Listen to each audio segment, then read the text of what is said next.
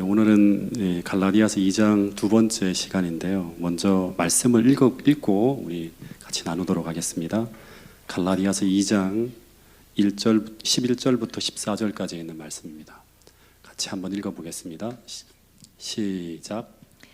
게바가 안디옥에 이르렀을 때에 책망받을 일이 있기로 내가 그를 대면하여 책망하였노라.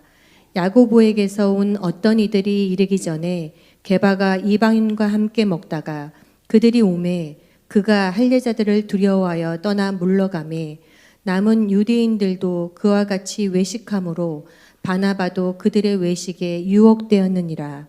그러므로 나는 그들이 복음의 진리를 따라 바르게 행하지 아니함을 보고 모든 자 앞에서 게바에게 이르되 내가 유대인으로서 이방인을 따르고 유대인답게 살지 아니하면서 어찌하여 억지로 이방인을 유대인답게 살게 하려느냐 하였노라.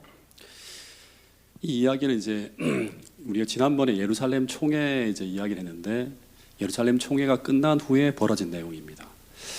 이 장면은 신약 성경 중에서 가장 긴장되어지고 가장 극적인 사건이 벌어지는 장면 중에 한 장면이라고 합니다.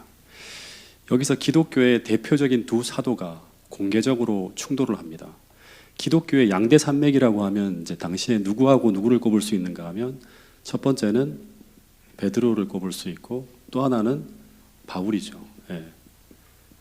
이 두 사람에 의해서 이제 기독교가 세워졌다 해도 과언이 아닐 정도인데 이 베드로와 바울이 충돌을 하는 겁니다. 근데 장소는 어디인가 하면 예루살렘 총회가 끝난 후에 어디죠? 예, 안디옥입니다. 예. 그 예루살렘에서 안디옥으로 장면이 바뀐 거예요. 안디옥. 근데 이 안디옥 교회가 어떤 교회인가? 이제 제가 지난번에도 잠깐 말씀을 드렸는데 여기 보면 이제 안디옥 교회가 이제 예루살렘에서부터 쭉 북쪽으로 올라가면 이제 거의 다소 근처까지 다메섹에서도 한참 올라가는 지점에 있어요. 그래서 이 그 안디옥은 동으로 서로 가면 그리스 로마로 갈 수 있고 그 다음에 이제 동으로 가면 이란, 이라크, 남쪽으로 가면 이집트로 내려갈 수도 있고 또 북쪽으로 가면 북갈라디아로 갈 수도 있고 또 해안하고 같이 인접되어 있기 때문에 이 교통의 요지래요. 그리고 무역의 중심지고 그래서 온갖 문화가 다 몰려 들어오는 곳이 온갖 민족들이. 예. 그래서 이 안디옥 교회는 사도행전 11장, 13장에 보면 이제 이방 선교의 불꽃이 타오르는 곳입니다. 여기에 복음이 들어가자마자 막 엄청나게 부흥하는 일들이 벌어지는 거예요. 그래서 당시 안디옥 교회는 가장 변화를 앞장서서 주도하는 교회였고 그리고 말씀대로 개혁을 강하게 이끌어간 그런 교회가 바로 이 안디옥 교회였습니다. 그러니까 오늘날로 보면 가장 진보적인 교회였다고 볼 수 있겠죠. 예루살렘 교회에서 가장 멀리 떨어져 있는 곳에 그 변방에 위치한 교회입니다. 근데 당시 교회가 예루살렘 총회를 통해서 이방인이 할례를 받지 않고도 교인으로 받아들이기로 인정을 했어요. 그죠? 그러니까 교회법적으로 인정을 했어요. 근데 교리로는 인정했지만 이 지침이 각 교회로 내려가서 실질적으로 이것이 받아들여지는 것은 아직까지는 좀 시간이 많이 걸리는 그런 상황이었습니다. 마치 옛날에 우리가 이제 양반과 그 상놈의 제도를 제도적으로는 갑오경장 때 철폐를 했지만 이것이 실제로 시민사회에서 그대로 실천되어지기까지는 시간이 많이 걸리는 것과 똑같은 일이 벌어지고 있는 거예요. 그래서 이 교회가 여전히 이 유대적 색채를 버리지 못하고 주춤거리고 있을 때 그때 이 안디옥 교회는 이 변화를 앞장서서 주도하면서 가장 개혁적으로 변화되기 시작한 그런 교회가 바로 이제 이 안디옥 교회입니다. 요즘 얘기하면 이제 여러분들이 들어보셨을지 모르겠지만 메타처치라고 하는 이제 교회가 끝없이 변화해가는 그런 이제 교회라고 하는데 그런 교회가 바로 안디옥 교회였습니다. 복음을 따라서 개혁적인 움직임을 보이는 교회가 바로 살아있는 교회죠. 이게 바로 이제 안디옥 교회였습니다. 사도행전 11장에 보면 이 안디옥 교회에 이제 큰 부흥이 일어나기 시작했고 그러면서 이곳에서 제자들이 처음으로 그리스도인이라고 불리기 시작했다고 합니다. 굉장한 영향력을 지역사회에 행사하면서 복음이 계속 성취되어지고 이루어지는 것을 계속 경험하는 그런 교회, 그 교회가 바로 안디옥 교회예요. 예. 그리고 어느 교회도 꿈꾸지 못했던 세계 선교의 비전을 가지고 사도 바울과 바나바를 세계 선교를 위해 파송했던 교회가 어느 교회인가 하면 안디옥 교회입니다. 예루살렘 교회가 아니에요. 안디옥 교회에서 파송을 했어요. 지역 교회에서. 다시 말하면 유대 팔레스타인에서만 머물던 복음이 이제 사마리아로 가서 거기서 정체되어 있을 때 세계를 향해서 퍼뜨리기 시작했는데, 이 결정이 예루살렘 총회의 결정이 아니라 사도들이 머물고 있는 예루살렘 교회의 결정이 아니라 가장 변방에 있는 안디옥 교회라고 하는 한 교회가 이런 엄청난 비전을 품고 하나님 앞에 기도하면서 세계 선교를 시작하는 가운데 어떤 일이 시작되었다? 전 세계를 향해서 복음을 전하는 그 일을 감당했던 교회가 바로 안디옥 교회라고 하는 거예요. 이 한 교회로 인해서 기독교가 온 세상으로 퍼져가는 거예요. 예루살렘 교회는 이걸 할 수가 없죠. 왜냐 그럼 이방인에 대해서 아직까지도 이 할례도 포기하지 못하겠고 이방인들에게 복음이 전해지는 게 아직도 주춤주춤거리고 있었기 때문에 그걸 할 수 없었는데 안디옥 교회가 그 일을 감당했다고 하는 거죠. 그래서 어쩌면 이 안디옥 교회는 예루살렘 교회를 능가하는 그런 교회로 강력하게 복음으로 성장하고 있었던 교회가 바로 안디옥 교회였습니다. 그래서 이런 부흥의 소식을 듣고 이제 베드로가 예루살렘 총회 이후에 안디옥 교회에 아마 격려 차원인지 아니면 이렇게 이제 어떤 일을 보기 위해서 방문을 했을 것이라고 생각되어져요. 그래서 베드로가 이 교회에 가서 따뜻한 환대를 받으면서 이제 애찬이라고 하는 이 교제의 시간을 보내게 되는데, 이제 이 애찬이라고 하는 게 이제 뭐냐 그러면 초기 기독교 성도들이 맨날 이제 예배드리고 난 다음에 함께 떡과 포도주를 나누면서 행복하게 교제의 시간을 보내는 거예요. 그런데 이 베드로가 이 안디옥 교회에 유하면서 예배 때마다 이방인 그리스도인들과 함께 꺼리낌 없이 먹고 마시면서 아름다운 교제의 시간을 보내고 있었다고 합니다. 이 사도행전에 보면 이 베드로에 대해서 이렇게 기록하고 있어요. 여기 보면 이 베드로가 안디옥 교회를 방문했을 때 그는 이방인 개종자들에 대한 그의 신중한 행동으로 많은 사람의 신임을 얻었다고 합니다. 이 신중한 행동은 뭔가 하면 이방인들, 그러니까 할례를 받지 않은 무리들을 진심으로 한 형제로 받아들이고 함께 식사를 나누며 교제하는 그런 모습을 이야기하는 거예요. 즉 교리로만이 아니라 진심으로 그들을 한 형제로 받아들였다고 하는 것을 행동으로 표현하는 거예요. 이게 뭐냐 그러면 같이 떡을 떼고 먹는 거예요. 이 굉장히 큰 행동이었어요. 근데 조금 더 읽어보면 이제 한동안 그는 하늘에서 받은 빛에 따라 행동하였다. 그래서 베드로는 지금까지 이방인 개종자들과 한 식탁을 앉는 데 가졌던 그의 타고난 편견을 극복하였다고 하는 그런 표현이 나옵니다.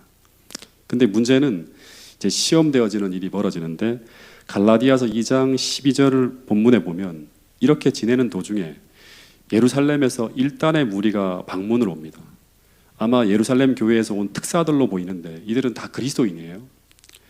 근데 본문에 보면 이 사람들은 야고보에게서 온 어떤 이들이라고 표현했는데, 사도행적을 보면 이 사람들이 어떤 사람들인가 하면 의문의 율법에 대해서 열심히 있는 어떤 유대인들이라고 합니다. 근데 이들은 유대인 신자들이죠. 유대인 그리스도인들인데 할례를 받지 않은 이방인 신자들과 식탁 교제를 나누는 것은 적절치 않다고 계속 가르치고 있었던 그런 사람들이에요. 그래서 원래 유대인들은 절대로 이방인들과 함께 식사를 하지 않죠. 왜냐하면 유대인들은 할례를 받지 않은 이방인들과 접촉하면 자신이 더럽혀진다는 생각을 했기 때문에 이방인들과의 접촉을 철저하게 꺼린 사람들이 이제 전통적인 유대인들이에요. 근데 베드로는 어떤 사람인가 하면 복음을 받아들인 사람이에요. 이것이 잘못된 유전이라고 하는 것을 계시를 통해서 알고 있는 사람이에요. 그리고 이런 자신의 신념을 바로 얼마 전에 예루살렘 총회에서 온 그리스도인들 앞에서 이렇게 공표를 했던 사람이에요. 사도행전 15장 7절부터 11절에 보면 베드로가 뭐라고 말했는가 하면, 마음을 아시는 하나님이 우리에게와 같이 그들에게도, 이방인들에게도, 할례를 받지 않은 사람들에게도 성령을 주어 증언하시고 믿음으로 그들의 마음을 깨끗하게 하사 그들이나 우리나 차별하지 아니하시니라고 분명히 말을 했어요. 그러면 그렇게 살아야 되고 그렇게 행동해야 돼. 그런데 이런 말을 했던 베드로가 갈라디아서 2장 12절에 보면 이방인들과 함께 이 애찬을 먹다가 그들이 오매, 즉 유대인 그리스도인들이 오자 어떻게 했는가 하면 이 유대인들을 두려워하여 물러갔다고 합니다. 다시 말하면 밥을 먹다가 말고 굉장히 당황해서 이 식판을 들고 막 옆으로 움직이는 거예요. 자리를 피해가는 거예요. 그러니까 덩달아서 바나바와 그 남은 유대인들도 다 따라서 자리를 떠났다고 합니다. 근데 여러분, 베드로가 왜 이런 외식을 했을까요? 우리가 한번 생각해 봐야 돼요. 네. 여러분, 이런 실수를 베드로는 이전에도 했었죠. 그죠? 네. 가야바 법정에서 사람들에 대한 두려움으로 예수님을 부인하는 행동을 했었습니다. 즉, 사람이 두려워서 사람의 시선 때문에 예수님의 제자라고 했다가는 여러 가지 수치와 조롱을 당하게 될까 두려워서 이 베드로가 예수님을 부인했는데, 그런데 그런 베드로가 회심한 후에 이제 성령 충만함으로 교회를 이끌면서 엄청난 큰일을 행하고 있었는데, 그런데 이 베드로가 또다시 여기서도 같은 실수를 했다고 하는 것입니다.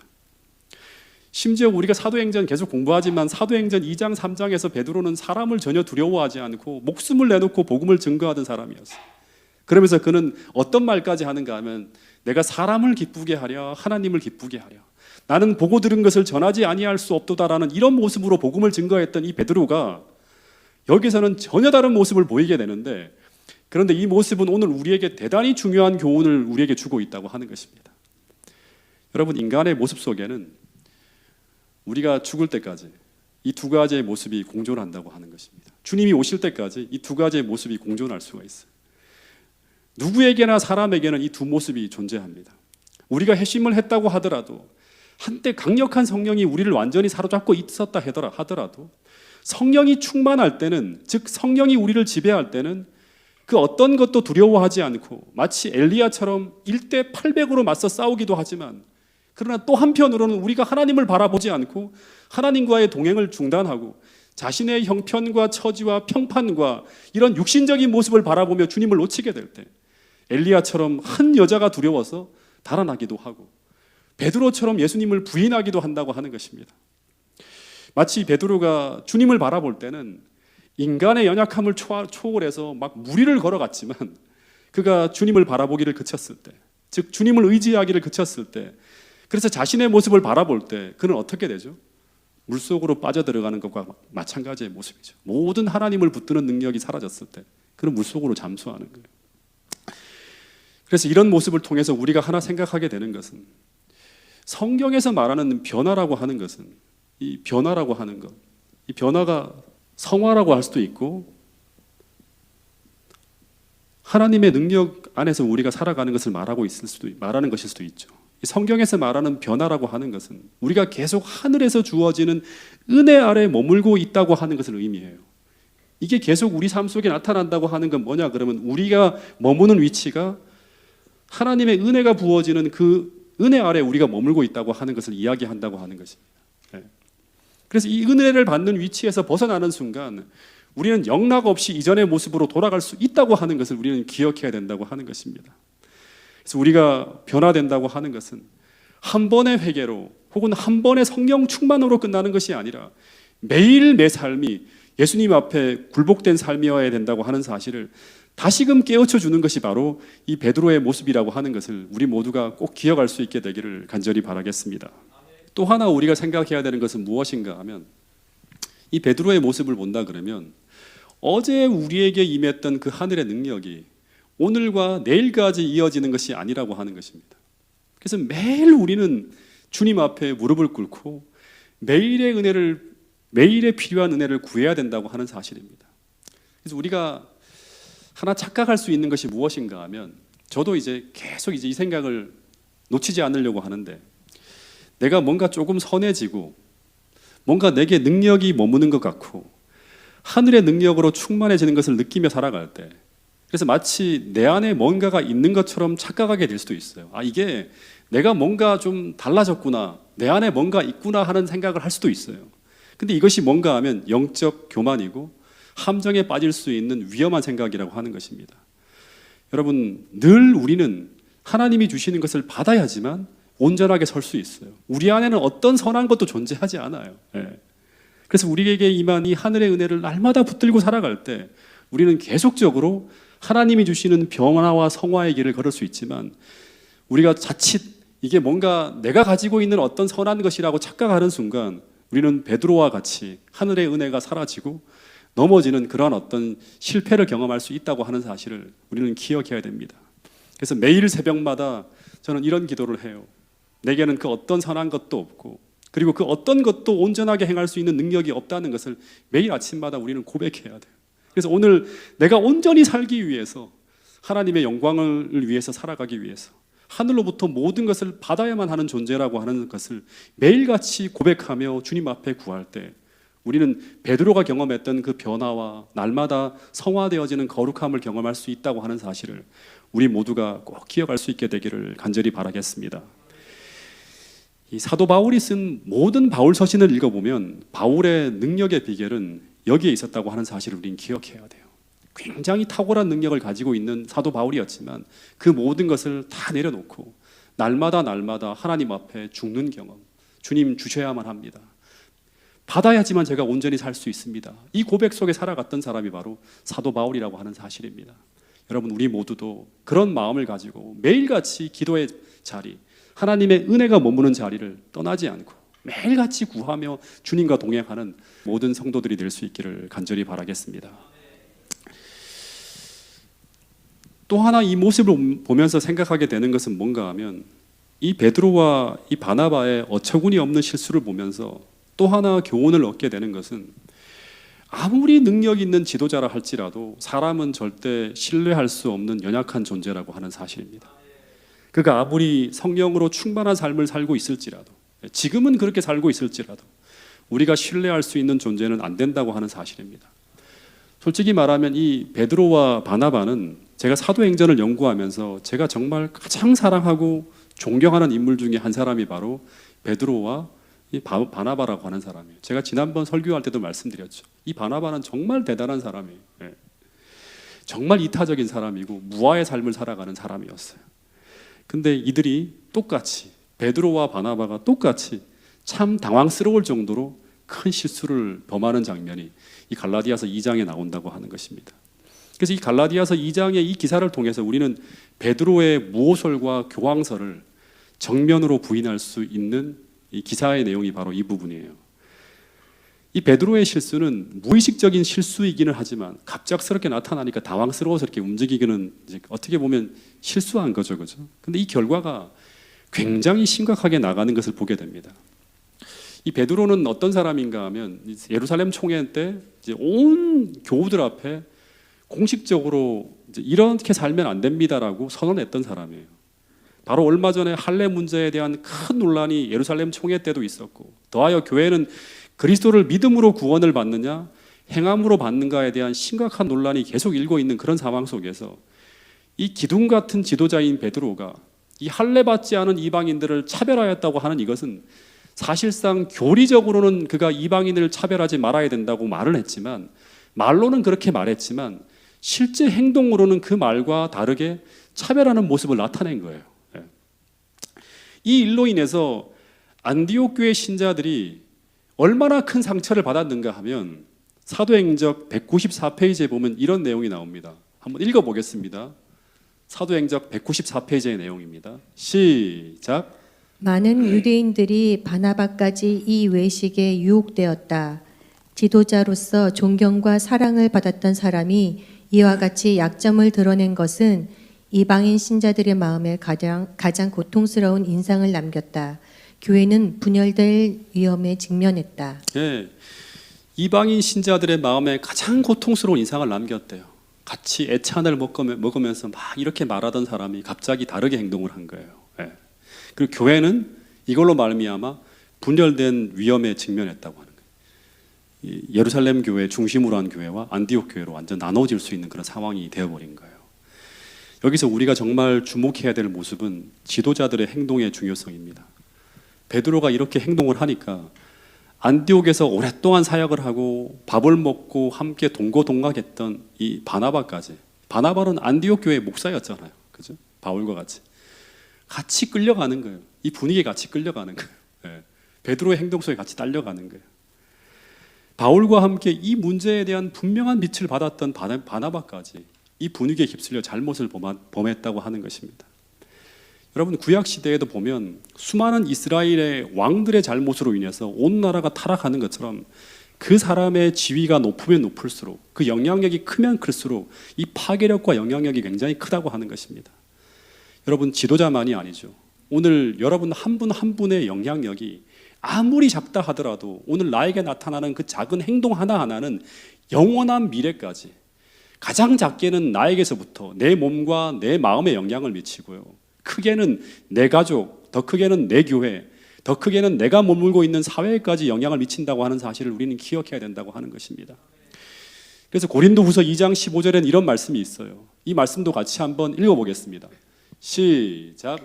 우리는 구원받은 자들에게나 망하는 자들에게나 하나님 앞에서 그리스도의 향기니 이 사람에게는 사망으로부터 사망에 이르는 냄새요 저 사람에게는 생명으로부터 생명에 이르는 냄새라. 누가 이 일을 감당하리요?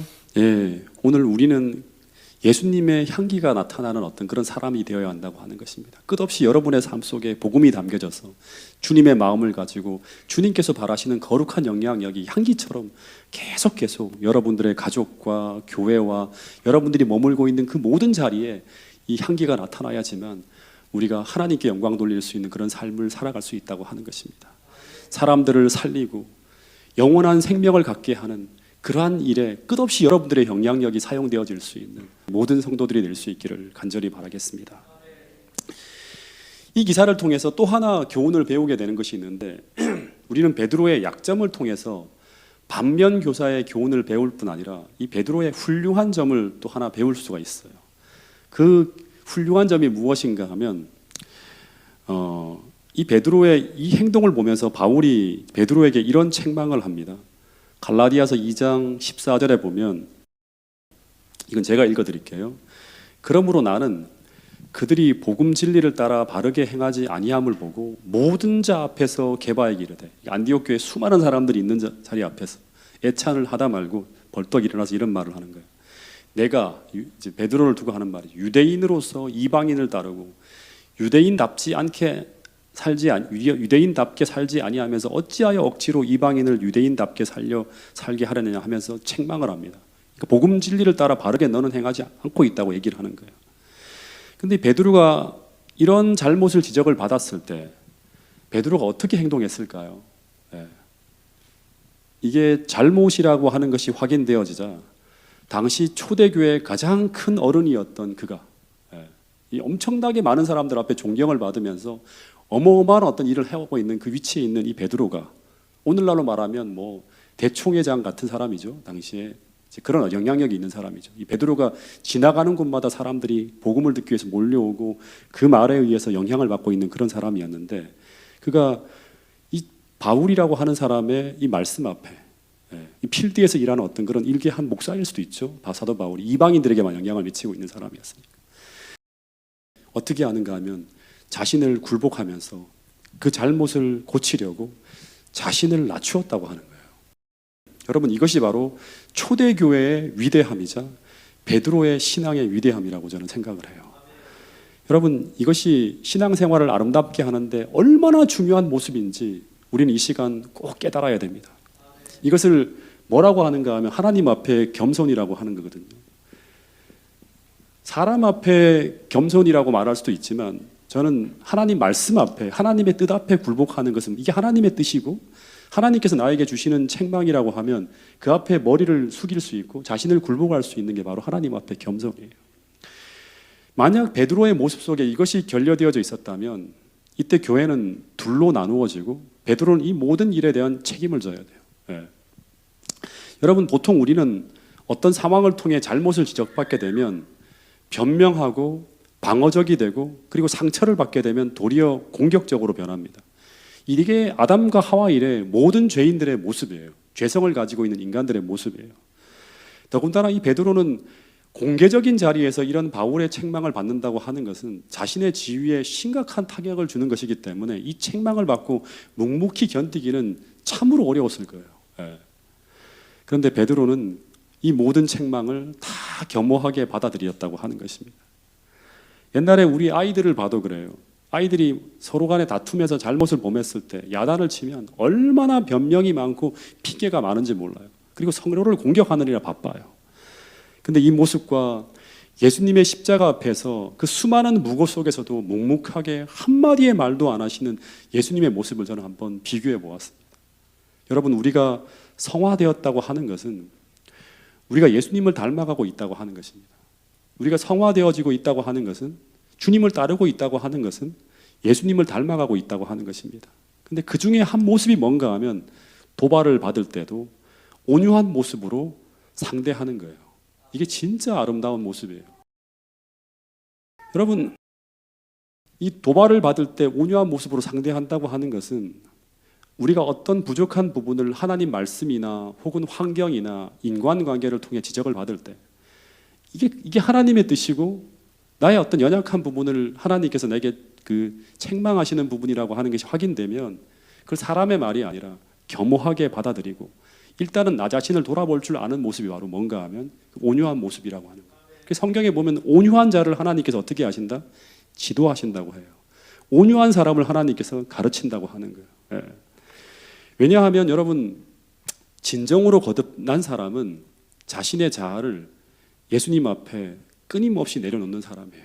예. 그래서 끊임없이 성령을 통해 혹은 말씀을 통해서 하나님은 그 사람을 끝없이 가르치고 지도하면서 그 사람이 어떻게 되는가 하면 오늘 얘기한 것처럼 변화되어지고 성화되어지고 성장해 나가게 된다고 하는 것입니다.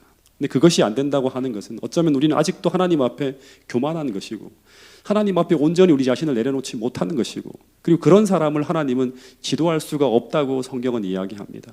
여러분, 이 모습이 바로 출애굽 당시 이스라엘 백성들의 모습이었어요. 끝없이 그들은 책망을 받고 지도를 계속 하나님으로부터 어떤 견책을 받고 있는데 이 사람들은 끝없이 불평하고 원망하고 그걸 받아들이지 않아요. 예. 이 모습이 출애굽 당시 이스라엘 백성들의 모습이고 이 모습이 바로 멸망받은 사울의 모습이에요. 그죠? 이스라엘의 초대왕. 그리고 이 모습이 바로 유다의 모습이라고 하는 거예요. 주님께서 계속 책망하고 상황을 통해 말씀하시지만 받아들이지 않아요. 예. 끝없이 분노하고 원망하고 그리고 온유하게 그걸 받아들이는 것이 아니라 다 변명하고 원망하는 어떤 그런 식으로 대했다고 하는 것이죠. 그러나 베드로는 그가 범한 과오를 알고서 어떻게 하는가 하면 사도행적에 보면 여기 보면 참 감동적인 말이 있어요. 그 힘에 미치는 한 신속히 최대한 빨리 그 잘못을 고치고자 하였다고 합니다. 아, 맞다, 내가 잘못했구나 하면서 공개적으로 사과하고 그리고 최대한 이 잘못을 신속하게 고치고자 최대한 노력했다고 하는 것이죠. 여러분, 우리는 언제나 이 베드로처럼 넘어질 수 있어요. 실수하고 실패할 수 있습니다. 근데 정말 중요한 것은 무엇인가 하면 그 다음 행동이 어떻게 나타나는가가 더 중요한 부분이라고 하는 것입니다. 예, 베드로처럼 우리가 아무리 큰 영향력을 가지고 있는 사람이라 하더라도 겸손하게 그것이 하나님 말씀이고 그것이 하나님의 가르침이라면 그 말씀 앞에 머리를 숙일 수 있는 진정 겸손한 이런 모습이 모든 성도들의 모습이 되었으면 참 좋겠습니다. 그래야지만 우리에게는 희망이 있어요. 그래야지만 우리는 끝없이 변화되어질 수 있고 성숙될 수 있고 성화되어질 수 있다고 하는 것입니다. 그런 사람을 하나님은 가르치고 지도하신다고 하는 것입니다. 부디 우리의 마음속에 하나님께서 우리를 지도할 수 있는 어떤 어려운 상황 속에서도 도발을 받을 때라도 우리가 온유함으로 그 모든 상황에 대처할 수 있는 그런 심령을 달라고 하나님 앞에 간구하시는 모든 성도들이 될 수 있기를 간절히 바라겠습니다. 만약에 사도 바울이 베드로가 이런 잘못을 범했을 때 이제 사도 바울의 관점이에요. 만약 이 잘못을 지적하지 않고 침묵했다면 어떤 일이 벌어졌을까요? 네. 침묵했다면 교회는 아마 분열되어졌을 거라고 합니다. 네. 이 분열을 막았던 게 바로 뭔가 하면 이 사도 바울의 이 베드로를 견책하는 이런 어떤 이 죄를 죄라고 지적한 거죠. 네. 즉 이방인들이 이제 만약에 이렇게 베드로가 행동했는데도 불구하고 조용히 지나갔다. 그럼 이방인들이 더 이상 유대인들을 신뢰하지 않게 되고 관계가 흐트러지게 될 수 있었을 것이라고 하는 하나의 교회가 아닌 거예요. 이제 이 사람들하고 함께 할 수 없구나. 말로는 그렇게 하지만 그렇게 행동은 그렇게 하지 않는 이 사람들과 함께 관계를 맺을 수 없겠구나. 이제 이렇게 되어버렸을 거라고 하는 거예요. 어떤 주석책을 보니까 만약 그날 바울이 베드로에게 반대 입장을 취하지 않았더라면 전체 기독교가 유대교로 역류하여 정체 상대에 빠지거나 다시금 돌아가는 거예요. 그러니까 예루살렘 총회를 했다 하더라도 지도자가 이렇게 행동했기 때문에 절대 안 바뀌는 거예요. 유대교로 다시금 역류해요. 그러니까 교회가 발전을 못하는 거죠. 아니면 이방인 기독교와 유대 기독교에 영원한 틈이 생기든지 분열되는 거예요. 이때부터 장로교, 감리교 하는 것처럼 이제 두 파로 나눠지는 거죠. 이런 식으로 교회가 분열되어졌을 거라고 하는 거예요. 예수님은 한 분인데 성찬은 몇 개다? 둘이에요. 성찬은 이방인들이 먹는 성찬과 유대인들만 먹는 성찬이 따로 있다고 하는 거예요. 이건 주님의 가르침과 맞지 않는 거예요. 그런 식으로 교회가 갈 수도 있었다고 하는 거예요. 근데 이때 바울이 놀라울 정도로 용감하게 베드로에게 저항함으로써 복음 진리와 교회 안에서의 유대인과 이방인이 나눠지는 것을 막을 수 있었다고 하는 것입니다. 여러분, 그래서 정말 우리가 두 가지를 배워야 돼요. 하나는 진짜 온유하게 우리가 어떤 상황 속에서 대처할 수 있는 어떤 그런 하나님의 성령이 우리 마음을 지배하는 그런 온유함이 있어야 되고, 또 한편으로는 죄를 죄라고 지적하는 용기가 우리에게 필요하다고 하는 거예요. 잘못되어지고 그릇되이 나갈 때 그것을 지적할 수 있는 그 사람이 바로 누구인가 하면 엘렌 화이트는 인물이라고 하죠. 여러분, 그래서 날마다 어떻게 해야 되는가 하면 내 기분에 따라 움직이는 것이 아니라 성령께서 우리의 마음을 지배하셔서 날마다 주님처럼 온유하게 우리가 모든 상황에 대처하고, 또 한편으로는 이 교회가 올바른 방향으로 나갈 수 있도록 끊임없이 성령께서 가르쳐 주시는 그러한 이야기를 우리가 함으로 말미암아 교회가 언제나 바른 길을 갈 수 있고, 또 여러분 모두가 항상 하나님의 지도를 받을 수 있는 그런 위치에서 날마다 서 있을 수 있도록, 늘 우리의 입장이 은혜 아래 머물 수 있도록, 주님과 동행할 수 있도록 여러분과 자신을 살필 수 있는 여러분과 저가 될 수 있기를 간절히 바라겠습니다. 말씀을 줄이면서 사도 바울이 여기서 이야기하고 있는 것은 왜 이런 이야기를 할까요? 또 잊어버릴 수 있어요. 우리가 나무 한 그루 한 그루만 보다가 숲을 보지 못할 수 있어요. 왜 이런 자전적인 이야기를 할까요? 서두로 돌아가면 지금 갈라디아에 있는 거짓 교사들이 사도 바울의 뭐를 공격하고 있다? 사도직을 공격하고 있기 때문에 그에 대한 변호로 바울은 지금 사도의 대표적인 사람인 베드로가 잘못했을 때 그 사람을 어떻게 하다? 책망할 정도로 자신은 사도 중에 조금도 부족함이 없는 사람이라고 하는 것을 이야기하고 있는 가운데 이런 진술들이 나오고 있는 것입니다. 여러분, 오늘 배운 말씀 중에 세 가지만 좀 기억했으면 좋겠습니다. 첫 번째 하나는 사람에게는 언제나 두 가지의 모습이 공존하고 있다고 하는 거예요. 베드로처럼 성령을 쫓아 주님과 동행할 때는 엘리야와 같은 강력한 모습으로 살 수 있지만, 정반대로 주님을 바라보지 못하고 내 자신을 바라볼 때 가장 연약해질 수 있다고 하는 것 우리가 기억해야 됩니다. 그래서 언제나 우리는 하나님이 주시는 은혜 아래 우리 자신을 두어야 된다고 하는 사실을 꼭 기억해 주시고, 인간은 절대 무호할 수 없다. 인간은 신뢰할 수 없는 연약한 사람이라고 하는 것, 우리가 신뢰할 수 있는 유일한 대상은 예수님이라고 하는 사실을 기억해야 되고, 두 번째는 한 사람의 행동의 중요성입니다. 우리가 복음 진리대로 올바르게 행동하지 않을 때 그 잘못된 영향력이 사람을 그릇되이 인도할 수도 있고, 이 안디옥 교인들에게 씻을 수 없는 상처를 줄 수도 있었다고 하는 것 우리는 기억해야 됩니다. 세 번째는 이 베드로의 장점이죠. 우리는 넘어질 수밖에 없는 연약한 인간이지만, 그러나 넘어지지 않는 것도 중요하지만 넘어지고 난 다음에 그 다음 우리가 어떻게 행동하는가 더 중요하다고 하는 사실을 기억하면서 오늘 이 주신 말씀대로 오늘 우리 자신을 다시금 돌아보고 기도의 자리에서 그런 사람이 되게 해달라고, 배운 교훈대로 살아갈 수 있게 해달라고 우리 모두가 기도할 수 있게 되기를 간절히 바라겠습니다.